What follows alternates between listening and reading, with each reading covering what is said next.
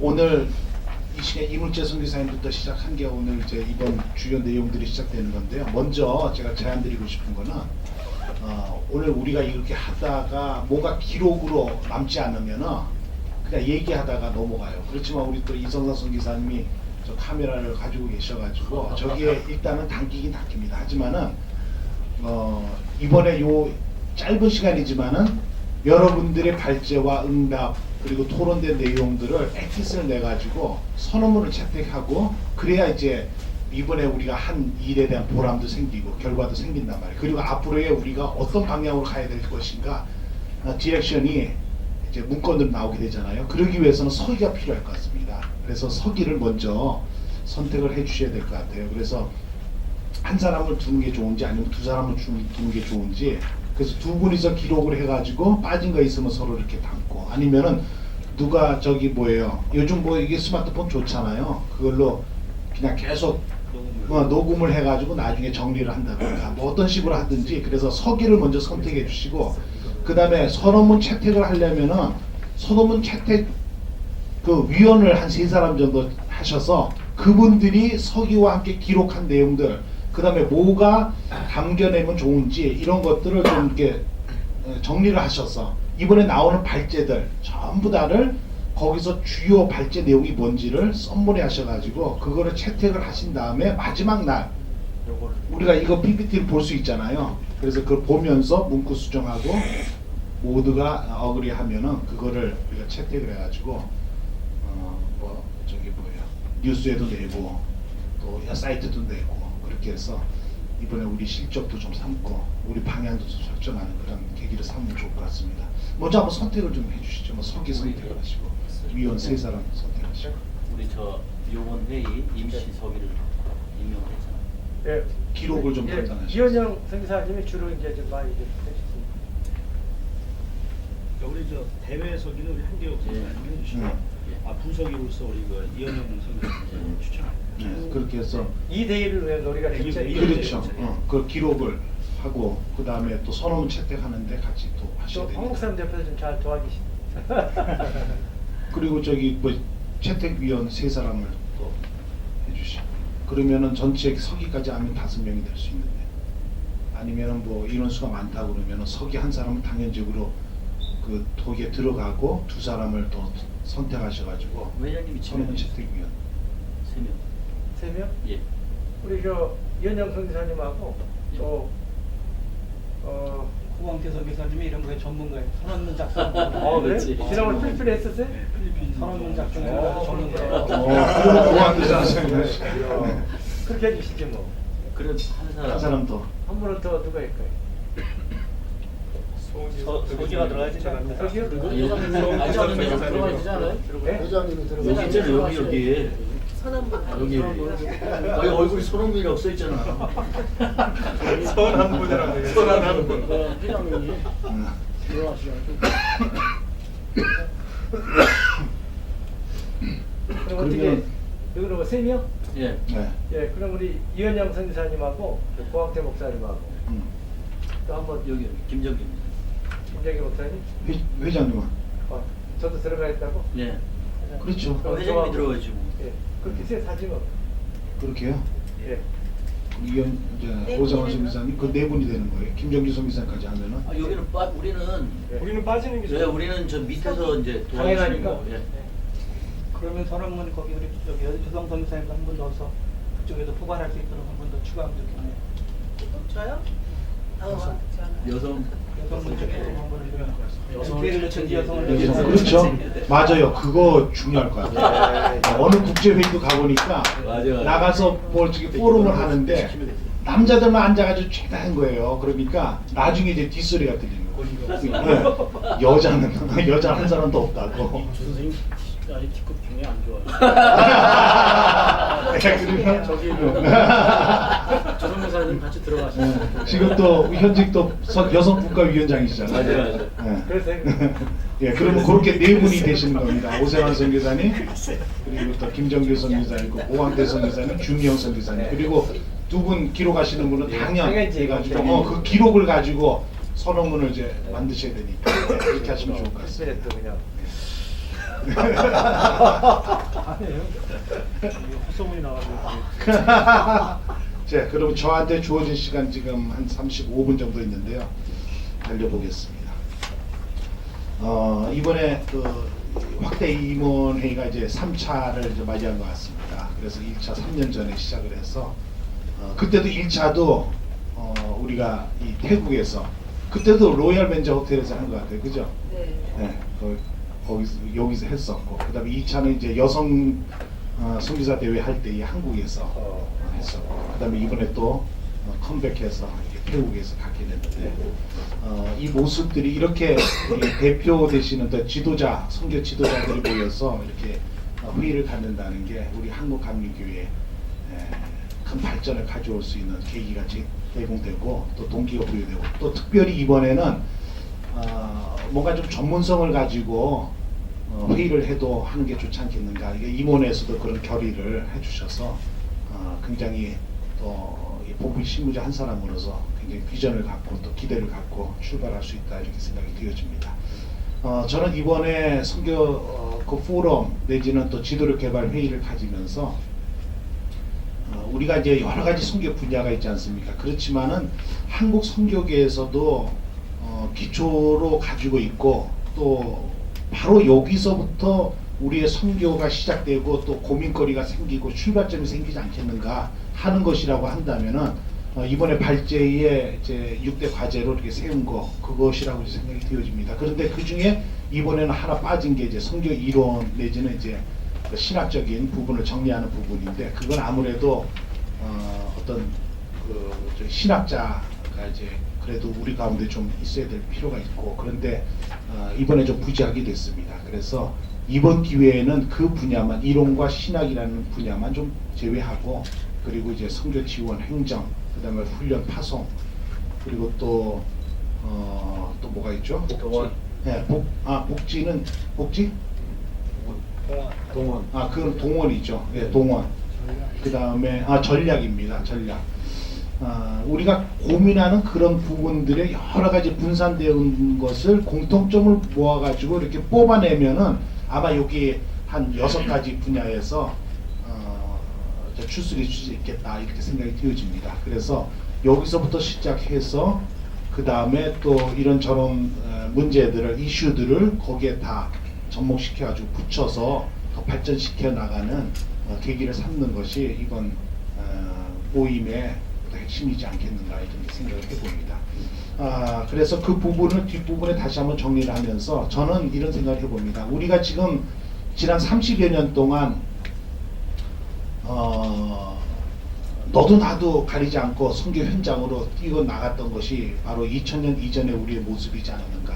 또 우리 스스로 그랬지만은 또 한국 교회에서도 그것이 선교의 뜨거운 열정인 줄 알고 어떤 정책과 전략이 부재한 가운데 인력만, 자원만 뽑아내서 그냥 서로 경쟁하다시피 선교 현장으로 쏟아낸 것이 우리 한국 교회의 현실이지 않았나. 그래서 지금에 와서 다시 한 번 더 뉘우치고 반성하는 부분이 있다고 한다면은 우리가 왜 그렇게 에너지를 쏟을 수밖에 없는가. 열정은 뜨거웠는데 그 가운데 무슨 목적과 어떤 방향을 가지고 나가야 되는지, 현장에서 어떻게 살아가야 되는지, 무엇을 붙들고 일을 해야 되는 것에 대한 그런 것이 한국에서부터 만들어지지 않은 가운데 우리가 어떤 인력으로, 자원으로 선교 현장에 투입됐다는 것이 많이 어떤 부분에 있어서 좀 시간적으로 굉장히 좀 손해를 봤다, 손실이 있었지 않는가. 그렇지만은 그럼에도 불구하고 그것은 전적인 손실은 아니었고, 그걸로 인해서 한국 교회가 세계 선교 어떤 무대라든가 스테이지에서 중심을 형성할 수 있었던 계기가 되었고, 또 그걸로 인해서 지금 현재는 이런저런 어떤 요인들로 인해서 한국 교회가 조금 다운되지 않았는가. 또 그런 부분도 있지만은 그러기 이전에 우리가 그런 열정으로 인해서 이만큼 성장했다는 것은 누가 봐도 뭐 어느 세계의 감리교회가, 어느 세계 교회들이 한국교회를 바라볼 때 그거 하나만큼은 장점으로 바라볼 수 있겠다, 이렇게 평가할 수 있겠다는 생각이 되어집니다. 하지만 우리가 무엇을 위해서 지금까지 왔는가, 저는 이런 생각이 들어요.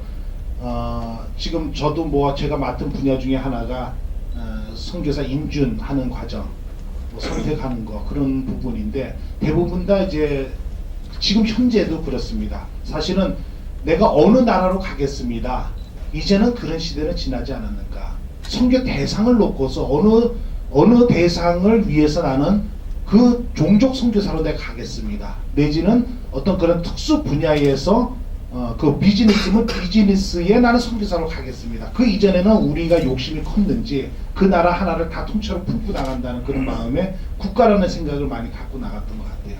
그렇지만 이제는 뭐 지금 한국 선교계에서도 오래전부터 얘기하는 것이 남은 과제, 남은 선교 그런 얘기들을 많이 하고 있습니다. 왜 그런가? 시기적으로도 그런 때가 되지 않았는가? 이제 추수 시대가 다 와 있는 상태고 그렇게 했을 때에 이제 남아있는 그런 추수거리 그것뿐만이 아니고 이제 우리가 가고자 하는 종착역이 이제 가까워지고 있는데 그런 시점에서 나라를 대상으로 한다는 것보다는 종족 선교사로 우리가 다시 한번 재배치한다면 재배치 또는 또 그런 인력을 자원을 뽑아도 그런 자원을 우리가 선교 인력화 자원화시키는 그런 본부가 되고 또 그런 또 코드가 맞는 선교 현장이 되어야 되지 않겠는가 이런 생각을 해봅니다. 그래서 제가 앞에 이렇게 나열해 놓은 거는 남은 과업의 인식 변화 그렇게 해서 이제 미전도 종족이라는 그런 거 전방 개척 미전도 종족 이런 그 어떤 선교의 전략과 목적을 가지고 우리 다시 한 번 더 좀 재정비할 필요가 있지 않겠는가 이런 취지에서 이제 앞에 글을 그렇게 정리를 해봤습니다. 그래서 지금 현재 뭐 전체적으로 세계 그 종족이라 하면 24,000 종족이 있는데 앞으로 남은 어떤 종족이라고 하면은 지금 여기는 이제 기록은 6,000 종족이 돼 있지만 그 동안에 우리 어떤 선교의 열정과 성과를 통해서 이 숫자가 줄어들었죠.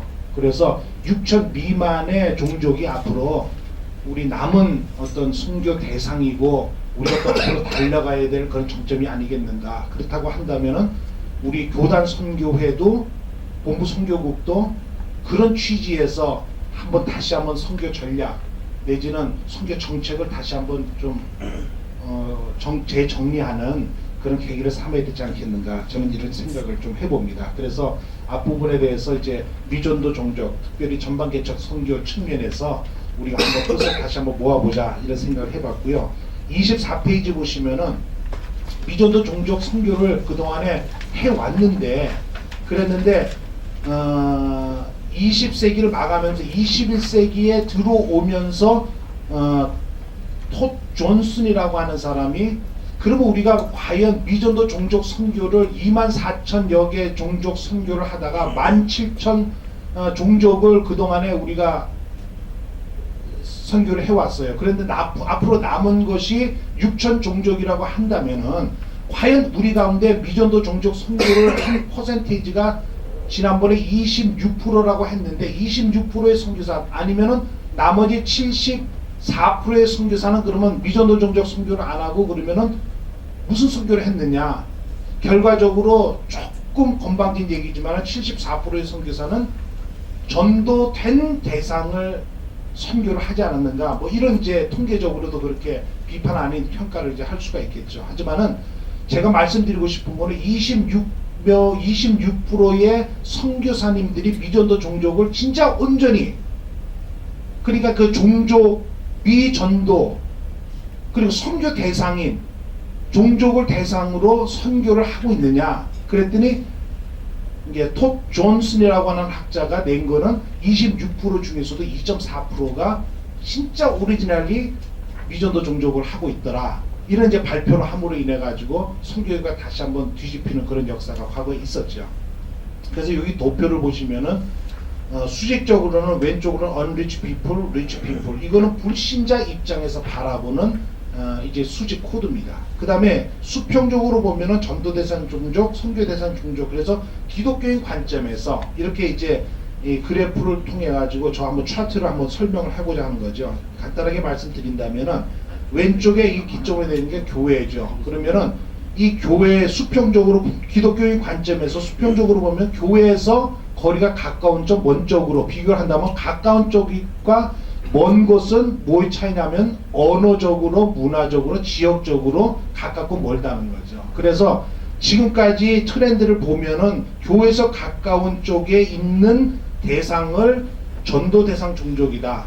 이렇게 얘기를 한다면은 교회로부터 언어와 문화와 지역적으로 먼 곳에 있는 종족 대상은 이거는 선교 대상이다. 이렇게 한 것이 지금까지의 선교사님들뿐만 아니고 여러분을 후원하는 본국에 있는 교회들의 관점이 그렇게 해왔다는 거죠.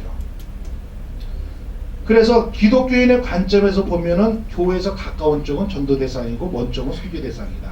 그 다음에 수직적으로 불신자 입장에서는 교회에서 가깝고 멀고 하는 건 아까 말씀드린 언어와 문화와 지역적인 차이에서 가깝고 먼 거의 차이입니다. 그러면은 불신자 입장에서 보면은 이거는 이 교회에서 가까운 쪽은 전도 대상자, 그 다음에 교회에서 먼 곳은 선교 대상, unreached people, 미전도 종족, 이렇게 이제 보는 관점이 비슷합니다. 그러면은 1영역, 2영역, 3영역으로 나눴을 때에 이 중에서 1영역에 있는 거는 기독교인 관점에서 보거나 아니면 불신자 입장에서 보거나 자기네들 스스로 볼 때에도 예를 들자면은 미국 어느 여기도 보면은 침례교회가 있는데 남침례 교단에서 한국의 충청도로 이제 선교사를 파송을 했어요. 파송을 해가지고 선교 활동을 하게 하는데 저쪽 남침례교회 관점에서 이렇게 보니까 충청도에는 기독교인이 많단 말이에요. 그러다 보니까 그 기독교인끼리 보면은 기독교인들이 한국 교회에서 보는 거기 그 한국 사람들이 한국 사람을 보면은 저들은 선교 대상으로 보지 않고 전도 대상으로 본다는 입장입니다. 선교 대상으로 보지 않는다는 거죠. 그러니까 남침례교에서 볼 때 그 지역은 한국 교회에서 볼 때에 한국 사람들을 선교 대상으로 보지 않고 전도 대상으로 보니까 거기에 남침례교회 선교사들이 더 이상 있을 필요가 없다. 그러니까 다른 지역으로 가라. 그래서 뭐 중국으로 간다든가 중앙아시아로 간다든가 인도로 간다든가 이렇게 다시 재배치하는 운동이 일어났다는 거죠. 그러면은 결과적으로 우리의 관점은 뭐냐면은 이 선교 현장에 가는데 저희가 진짜 순수하게 믿어도 종족이 있는 선교지냐 아니면 전도화된 지역이냐 복음이 필요한 지역이냐 이거 다시 한번 봐야 된다는 얘기죠. 그래서 저는 뭐 지금 여기에 인도네시아 그 사역하는 선교사 한 분도 안 계셔가지고 인도네시아 욕하는 건 아닙니다. 인도네시아가 거기 보면은 거기 종족들이 많지 않습니까? 인도네시아. 그러면 인도네시아는 전도 대상 국가인가 아니면 선교 대상 국가인가 보는 거예요. 거기는 분명히 선교 대상 국가죠. 이 모슬림이 많으니까. 그런데 그 나라의 인구수의 2천만 명 정도가 기독교인이란 말이에요. 그러니까 전체 인구의 9% 정도가 기독교인이에요. 그런데 거기에 소수 민족들도 얼마나 많아요. 근데 소수 민족들은 대부분이 85% 이상 96%까지 기독교화가 됐다고 합니다. 그러면은 통계적으로 그렇게 나오고 있는데 인도네시아에서 선교사들이 하는 사역 중에서 대다수가 뭐냐면 신학교 사역을 많이 하고 있습니다. 신학교 사역에 그러면 거기서 리크루트 해가지고 오는 학생들이 신분이 어디냐? 그러면 거기 소수 민족들 아니면 종족 단위에 있는 젊은 학생들이 다 거기 와서 공부를 하는데 모집을 해서 하는데 거기에 온 학생들이 복음이 미치지 않은 지역에 있는 사람을 데려다가 신학 공부시켜서 제자화 시켜가지고 일꾼을 만든다 그러면 오케이 선교 대상자들을 불러가지고 복음을 전해서 만드는 거니까요. 그런데 이들의 대다수가 어디서 오냐면은 아까 말씀드린 85%에서 96% 기독교화된 종족 집단에서 거기서 리크루트 해가지고 데려와가지고 신학 공부시켜가지고 만든다는 얘기예요. 그러면은 이게 한국 교회에서 생겨하는 선교 활동이냐?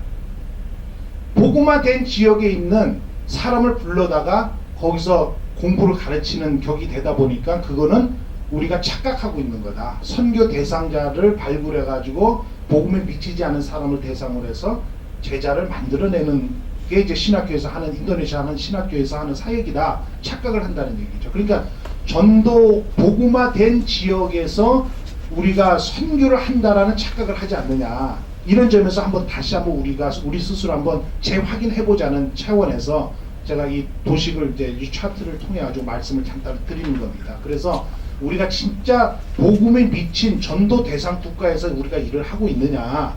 그러면 우리가 그 현장에서 떠나야 되지 않겠는가? 아니면 선교 대상 국가에서 우리가 일을 한다? 가서 해야죠. 그렇게 보면은 우리 남은 과학 6천 종족 미만의 그 종족들이 도대체 어디 있을까? 대부분이 보니까 모슬렘 지역, 모슬렘화된 종족들이 지금 남은 그 종족들 중에서 대다수 많이 포함되고 있다는 얘기죠. 그렇다고 해서 우리 모두가 지금 손 다 놓고서 모슬렘 지역으로 다 갑시다 이런 얘기 아닙니다. 우리가 다시 한번 재인식 한번 해보자. 전도 국가에서 우리가 지금 사역을 하고 있느냐, 아니면 선교 대상 국가에서 지금 일하고 있느냐 한번 생각을 좀 해보자, 이런 차원에서 제가 이제 말씀을 드리고요. 그 다음에 제가 아까 말씀드린 6대 과제 그쪽으로 한번 28페이지 한번 가보세요. 28페이지 가보시면 한국 선교 미래 시스템과 컨텐츠가 지금 어떻게 돼 있나, 미래 한국 선교 시스템 큰 방향을 본다고 한다면은, 미래 한국 선교 시스템 큰 방향은 성장과 성숙이 동시적으로 추구되는 시스템이 확충돼야 된다. 성장해왔지 않습니까? 그러면은 이제는 어떻게 보면은 성숙의 시대가 왔다. 성숙을 기하는 그런 시대가 오지 않았는가. 그러니까 우리가 지금 이 자리에 모인 게, 우리 성장합시다 지금 얘기한다면 그거는 2000년 이전에 우리가 할 일이었어요. 하지만은 이전에 2000년을 훨씬 뛰어넘어 21세기를 벌써 지나왔습니다. 문턱을 지난 지가 꽤 오래됐어요. 그러면은 우리가 지금 안고 가야 되는 숙제가 뭐냐, 이제는 성장하자는 얘기가 아니라 우리 스스로 성숙하자. 그런데 제가 오세환 선교사님도 하고도 어제 저녁 식사를 하면서 얘기했고, 잠깐 했고, 또 한국에서도 만나가지고 얘기를 했는데, 저도 그런 얘기를 했습니다. 이제 몇 년 안 지나면은 우리 한국 선교계 크라이시스가 이제 옵니다. 네, 이게 우리 선교사님들도 다 느끼는 부분이고, 세계 선교를 위해서 기도 한 번이라도 해보신 분은 느끼는 부분이라고 저는 감히 좀 말씀을 드립니다. 이제 위기가 온다는 얘기예요. 우리 오세환 선교사님은 참 마음이 너그러서서 10년을 보시는데, 저는 3년 뜬 게 아주 7년입니다. 7년 안에 우리가 성숙의 단계를 넘어서 가지고 우리 성찰하고 우리 다시 한 번 더 생각해보고 다지고 준비하지 않으면 다음 세대라는 거는 지난 1975년 기점으로 보면, 그 이전에는 어떻게 보면 이것이 지역화 시대라고 한다면 20세기를 지나면서 우리 모습은 뭡니까? 이제 지역화 시대가 아니고 글로벌이지 않습니까? 글로벌 시대에서 우리가 선교를 감당해야 되는 그런 과제인데, 이제는 성숙의 단계를 뛰어넘은 트렌드를 갖고 이제 준비를 해야 된다는 그런 위기감이죠. 이제 성숙. 그러니까 그렇게 본다면은 지금 요 시대는 과거의 성장과 지금 현재 앞으로 추구하면서 곧 뛰어넘어야 되는 성숙 단계를 같이 묶어가지고 가야 되는, 그렇게 해서 시스템화해야 되는 우리의 준비 마음, 그 상태가 지금 현재 미래 그 한국 교회에 대해진 우리 한국 감리교회의 콘텐츠가 돼야 된다. 저는 이렇게 좀 생각을 해봅니다. 두 번째는 저비용 고효율 선교 시스템 구축이 필요하다. 뭐 아시지 않습니까? 여러분, 파켓머니가 전에처럼 두둑하지 않아요. 동시에 한국교회 파켓머니도 두둑하지 않습니다. 금융위기니 뭐니 외부 요인도 많이 얘기를 하는데, 우리 스스로도 굉장히 지금 다운되어 있는 상태입니다. 대부분이 20년 차 거의 되셨잖아요. 20년 넘으신 선교사님도 지금 계시고, 20년 차, 20년 동안 한 가지 마음으로 오로지 뛰어온다는 거 참 힘들지 않습니까? 한 일에 종사하는데 10년을 종사했다고 해도 에블바디 다 일어나가지고 박수하고 찬사를 하는 판인데, 우리 선교사님들은 이 동남아시아뿐만 아니고 어느 나라 가지, 우리나라만 계절이 4계절 바뀌어가지고 그때 신선한 마음이 잠깐 오지만은 선교 현장은 맨날 44절 똑같지 않습니까? 그런데 그 가운데서도 비슷한 환경 가운데서 똑같은 생각만 가지고 20년을 뛰어왔다는 거, 참 그거는 높이 평가받을 만한 일이죠. 그런 차원에서 이 저비용 고효율 선교 시스템 구축, 어떻게 보면 자비랑 평신도 선교사들을 더 양성화시켜야 될 필요가 있다. 이런 지적의 말씀을 좀 해드리고 싶은 겁니다. 그 다음에 협력 시스템 개발이 활성화돼야 된다. 뭐 이미 다 아시는 거죠. 국내적으로는 초교파적으로 이제는 같이 연합을 할 때가 됐고, 선교 단체도 뭐 너 나 틀리다고 하는 개념이 아니라 어떻게 하든지 같이 끌어안고 가야 된다. 교단 선교부가 하지 못하는 일은 선교단체가 할 수 있는 영역이 굉장히 많습니다. 또 반대로 선교단체가 하지 못하는 분야, 교단 선교회가 할 수 있는 부분이 굉장히 많아요. NK 같은 경우도 우리 좀 훌륭한 우리 앞으로의 우리 자원이고 차세대 선교 리더들인데 이분들을 케어할 수 있는 거 선교 단체에서도 전문성을 가진 단체들이 할 수 있죠. 뭐 교단 선교부가 그거를 전체적으로 다 끌어안고 할 수 있다 못하는 부분도 있어요.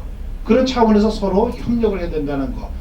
선교 현장에서도 팀 미니스트들이 얼마나 강조되고 있습니까? 필리핀에 지난번에 40주년 그 행사 가기 전에 7월 달에도 잠깐 제가 가가지고 회의할 때도 제가 한번 그 뭐예요 그 저기 뭐 선교지 배치에 대한 부분에 대해서 한번 지적을 했다가 한번 된소리 맞았습니다. 팀 미니스트리를 하면은 그 저기 뭐예요 그 중복 투자에 대한 부분이 해소될 수가 있다. 그 지적이 맞더라고요 보니까. 팀 미니스트리 하면은 그 선교 현장에 선교사가 많음에도 불구하고 그 팀 사역을 활성화시키기 위해서는 그 지역에 또 선교사 자원이 투입이 될 수 있지 않습니까? 이 중복 투자가 그대로 되지만 그거는 다른 해석에서 중복 투자라고 볼 수가 있는 거죠. 네, 그런 부분에 있었습니다. 그래서 이런 협력 시스템 개발이 활성화되어야 이제 선교 현장에서 어떤 그런 그 사역이 점점 더 오는 그 위기에서 극복할 수 있는 그런 방안을 모색할 수 있고 전략을 강구할 수 있는 창구가 생긴다고 보는 거죠. 그런 차원에서 교회 선교단체 교단 선교부 현지 선교단의 역할이 분담이 되어야 된다. 이 역할이 사실은 왜 그런 얘기를 하냐면 여러분 아실 겁니다. 네?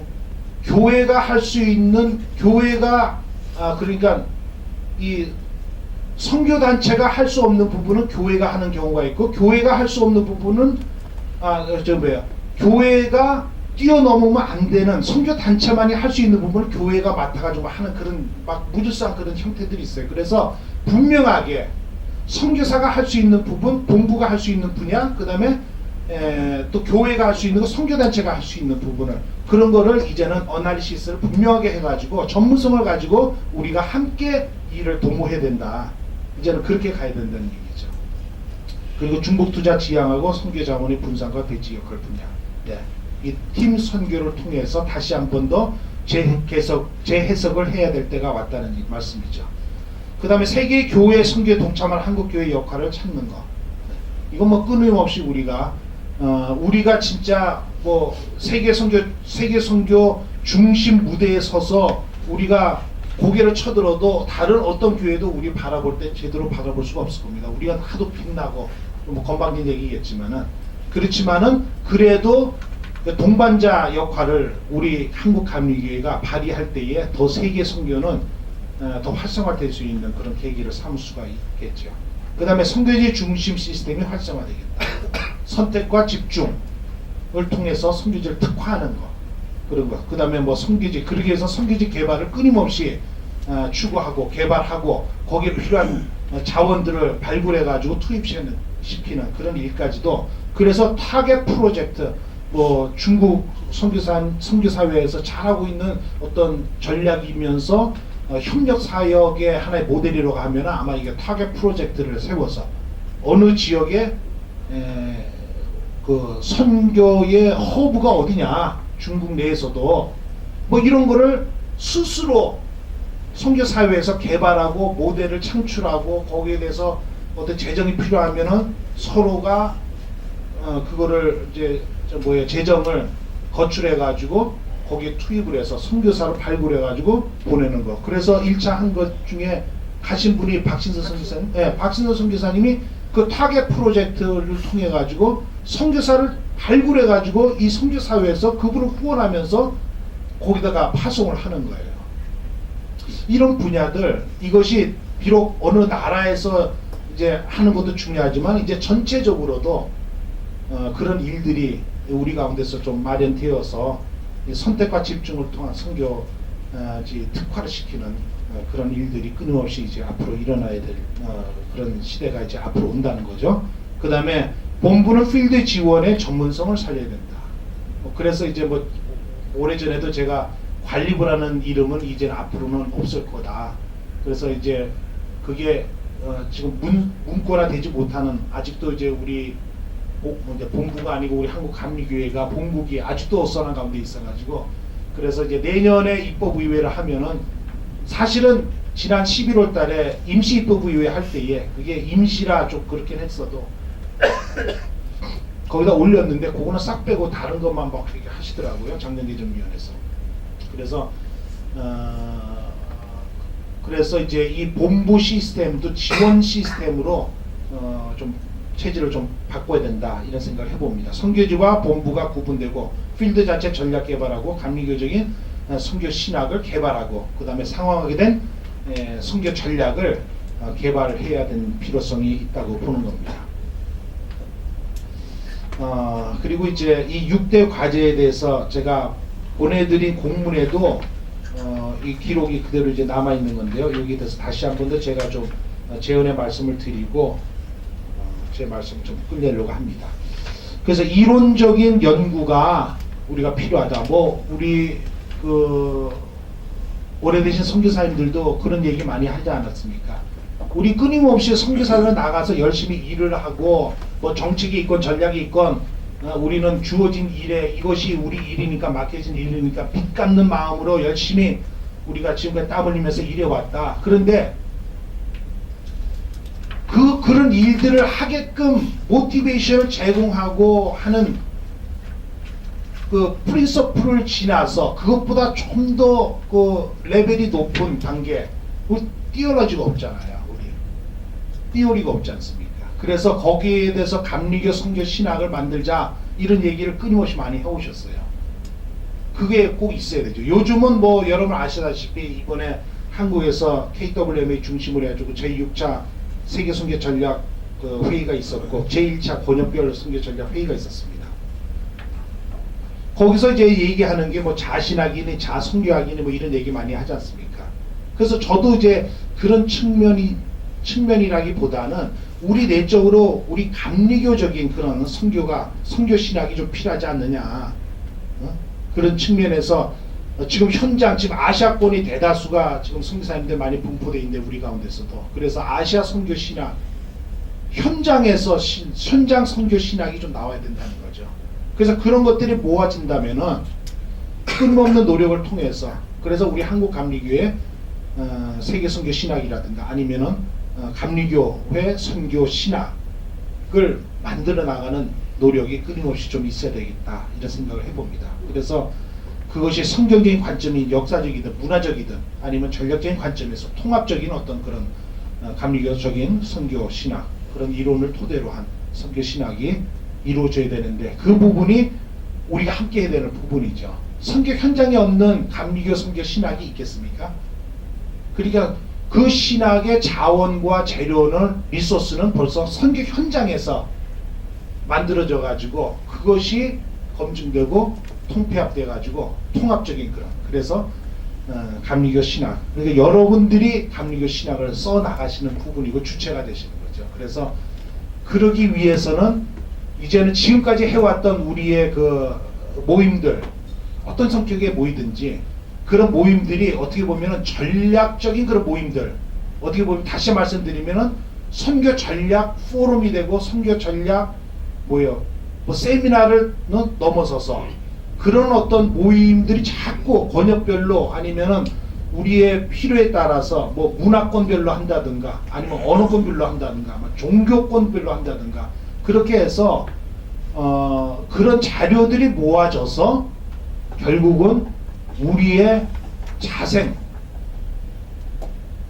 웨슬레적이면서도 또 웨슬레 다시 한번 우리가 또 재검증하는 그런 단계도 삼아보고요. 그렇게 해서 이론을 좀 정립하는 계기가 필요하다고 생각이 됩니다. 그 다음에 선교 행정 온전한 전 기능을 못하고 있다. 이런 것이 우리 한국 선교계의 이제 지적입니다. 우리 감리교 포함해가지고 다른 곳도 마찬가지고 그래서 한국 선교가 서구 선교에 비해서 아직은 온전한 전 기능을 담당하는 선교 행정의 역할을 하지 못한다. 여기에 이제 우리가 반성을 해보는 겁니다.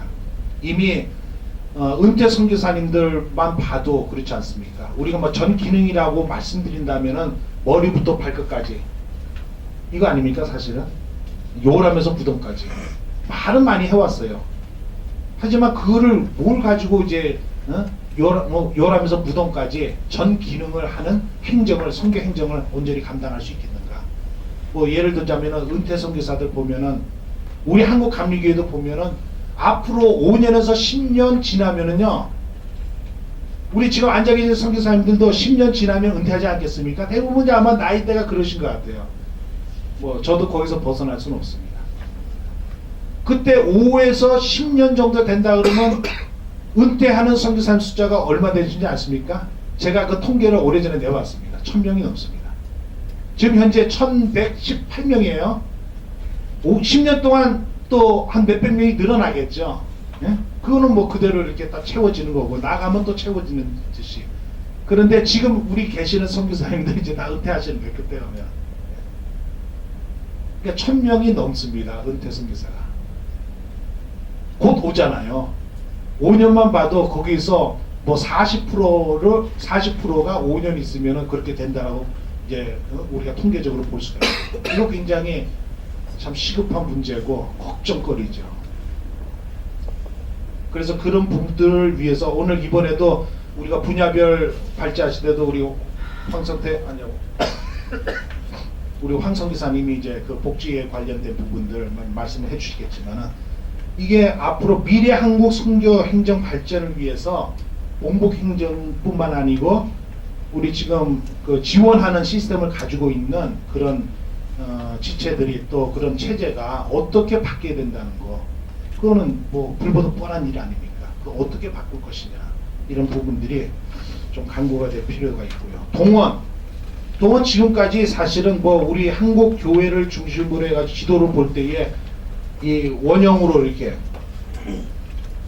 동심원을 그려가지고 세계 선교에 대한 비전을 갖는다, 이것이 아니라 이제는 트렌드가 everywhere to everywhere, 모든 곳에서 모든 곳으로, 모든 일에서 모든 일로, 모든 사람에게서 모든 사람에게로, 이런 시스템 아닙니까?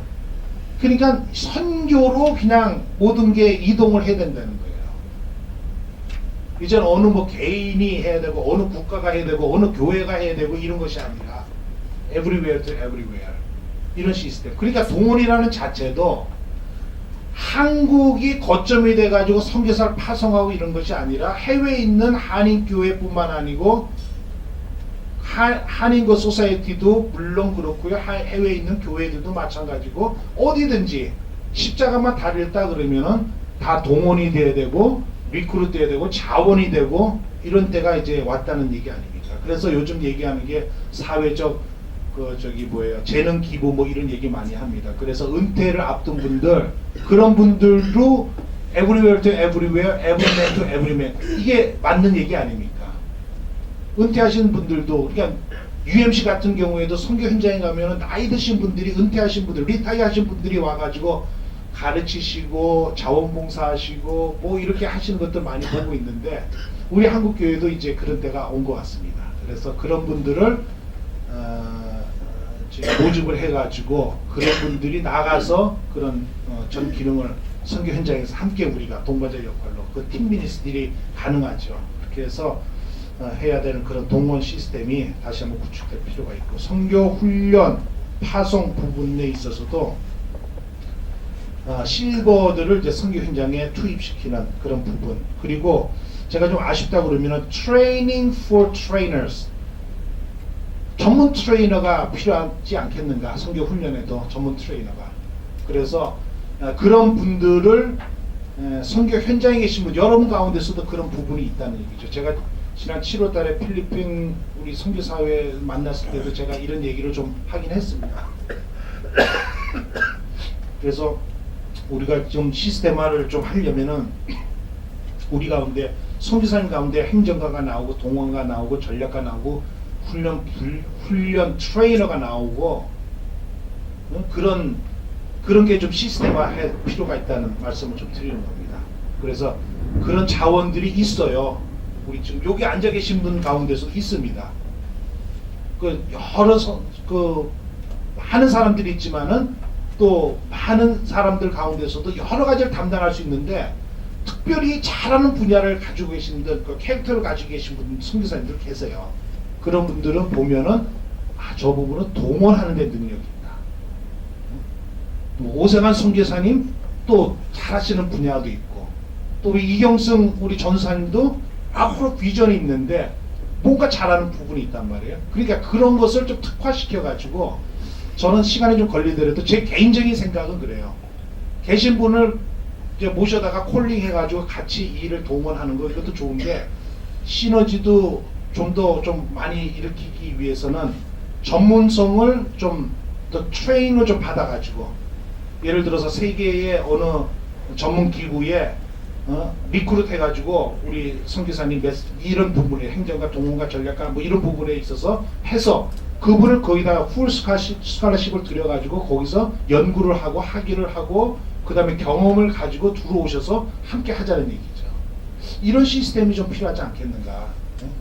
그렇게 할 때에 우리가 지금 이렇게 얘기하는 거 굉장히 발전적이고 좋은데, 그런 분들이 세워져 가지고 일할 수 있는 감리교회 세계선교 스테이지, 그런 시스템화가 좀 아쉽다. 그래서 저는 그런 생각을 좀 가지고 있습니다. 그래서 그렇게 할 수 있는 부분이 계시면 같이 그런 환경을 만들고 한국교회도 그렇게 해서 만들어 가자는 생각이 들고, 선교 전략 파트에 있어서 기존에 이제 한 지역에서 하던 어떤 잘하는 그런 그 전략들이 있어요. 그런 것들을 좀 수면에 돌출시켜 가지고 그렇게 해서 그거를 사례화시키고 그 모델을 또 적용시키고 하는 부분들. 요즘 NGO 사역도 굉장히, 지금 NGO 살아있지 않습니까? 선교 현장에서. 과거에 NGO가 활발했고 요즘 와서는 이제 뱀 비즈니스 에스 미션 시대가 왔다 이런 얘기를 하는데, 여전히 NGO와 뱀은 같이 가야 된다 이런 생각을 저는 개인적으로 합니다. 그러면서 그런 부분을 좀 나쁜 경향도 있어요. 서구 선교는 사실은 그 맥도날드식 선교가 아니냐 이런 지적을 합니다. 단순히 말씀드리면 맥도날드 여러분 아시지 않습니까? 그냥 그 햄버거 있는 맥도날드. 그 맥도날드는 세계 전역에 있습니다. 대부분 다 한국에도 있고 여기도 있죠. 그런데 거기 가보면은 맥도날드 레시피는 맥도날드 본사에서 나오는 거예요. 그거 딴 거 쓰면 안 되지 않습니까? 그렇죠? 그 다음에 햄버거 자체 재료도 미국 본사에서 공수해요. 여기서 따로 안 만들지 않습니까? 여기서 따로 만드는 재료는 있죠. 그렇게 만들어가지고. 그 결국 무슨 말이냐 하면은 서구식의 선교 전략, 맥도날드 이거다 그러면 이거를 먹어야 되고 이거를 이렇게 만들어야 되고 거기 문화와 토양과 그들의 어떤 그 입맛이라든가 이런 거 전혀 고려하지 않는 거 아닙니까? 그러니까 상황화가 필요하다는 얘기죠. 그래서 우리 끊임없이 상황화 전략 차원에서 선교사님들 지금 현장에서 많이 해오셨어요. 그것도 다시 한번 재검증할 필요가 있지 않겠는가. 네. 그래서 우리 차기 포럼에는 전략 포럼으로 한번 모이면 어떻겠는가, 회장님. 그런 생각도 좀 제가 제안을 한번 해봅니다. 그래서 제안을 해보는 겁니다. 그래서 이렇게 우리가 모여가지고 이렇게 시작을 한다면은, 그래서 이거를 하나 뚝뚝뚝 떨어뜨려가지고 이제 집중적으로 이렇게 나가는 거. 그래서 차기에는 우리가 전략이 먼저 좀 시작되고 그 다음에 이제 신학적인 부분은 시간이 많이 걸리니까 그렇게 좀 진행을 하시면 어떨까. 그래서 전략을 어떻게 전략 포럼을 이제 디자인할 건지는 우리가 또 고민해서, 그래서 전략 연구를 주제로 한 그런 모임을 좀 하고, 그 다음에 지원 분야.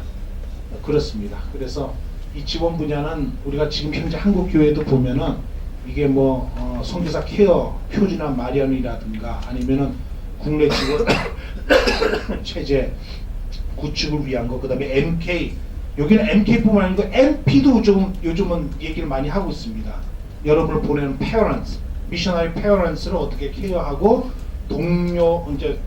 격려하고 그렇게 하는 부분. 그래서 저도 이제 그런 욕심에 2년 전부터 어느 큰 교회에다 맡겨가지고 해마다 그거 선교사님 부모님들을 모셔다가 프로그램 갖고 여러 가지, 그 다음에 또 투어도 하고 이런 생각도 좀 해보는데, 그거는 내년에는 제가 지금 소속으로 있는 숭의교회에서 한번 할 것 같습니다. 그래서 여러분 선교사님들 보내신 부모님들을 초청해가지고 그런 행사를 좀 하려고 합니다. 그 다음에 뭐 우리가 지금 또 잘하고 있는 부분은 MK 수련회 같은 게 대선교 대회라든가 뭐 이런 부분들 잘 하고 있는 케이스로 되어 있습니다. 그래서 뭐 이번 이렇게 이전에도 이런 모임이 없지 않아 있었죠. 하지만 이번 기회를 통해서 뭐 이번에는 5대 과제에 또 한 4가지 정도 아이템을 가지고 전략 회의를 하게 되는데 이번에 참여한 우리 모두가 짧은 시간이고 또 이렇게 쉴 시간 없이 막 하는데 진짜 열심히 자기 에너지를 여기다 쏟아내서 그것을 문구화 시켜가지고 우리 한국 교회가 한국 감리교회가 이 사실을 같이 공유하고 그리고 이를 위해서 함께 기도를 해도 함께 하고 그리고 또 더 이것을 통해서 발전시킬 수 있는 그래서 우리 모습을 다시 한 번 더 바라볼 수 있는 그런 기회가 되고 또 차세대 선교사님들을 준비하고 우리 또 MK들을 준비하고 그런